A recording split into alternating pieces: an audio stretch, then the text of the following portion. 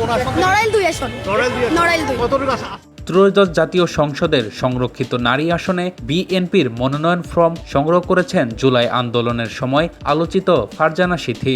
শনিবার 11 এপ্রিল দলটির মনোনয়ন ফর্ম সংগ্রহ করেছেন সিথি। এই বিষয়ে সিথি বলেন, আমি অফিসিয়ালি এক ব্রিফ করব, তখন বিস্তারিত জানাবো। নড়াইল 2 আসন থেকে আমি ফর্ম নিয়েছি। আমি আশাবাদী চূড়ান্তভাবে মনোনীত হব।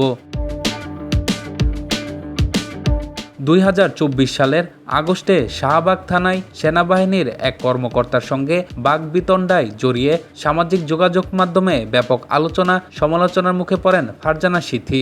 জানা যায়, ফারজানা সিথির স্থায়ী নিবাস যশোরে। তিনি আন্তর্জাতিক স্বেচ্ছাসেবী সংস্থা দ্য হাঙ্গার প্রজেক্ট বাংলাদেশের বরগুনা সদর শাখার সাধারণ সম্পাদক হিসেবে দায়িত্ব পালন করছেন।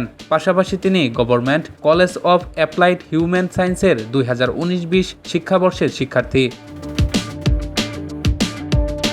এর আগে শুক্রবার 10 এপ্রিল সকাল 11টায় রাজধানীর নয়াপল্টনে দলের কেন্দ্রীয় কার্যালয়ে দলীয় মনোনয়ন ফর্ম বিক্রি কার্যক্রমের উদ্বোধন করেন প্রধানমন্ত্রীর উপদেষ্টা ও বিএনপির সিনিয়র যুগ্ম মহাসচিব রুহুল কবির রিজভী। তিনি জানান, আগ্রহী প্রার্থীরা 12 এপ্রিলের মধ্যে মনোনয়ন ফর্ম সংগ্রহ ও জমা দিতে পারবেন।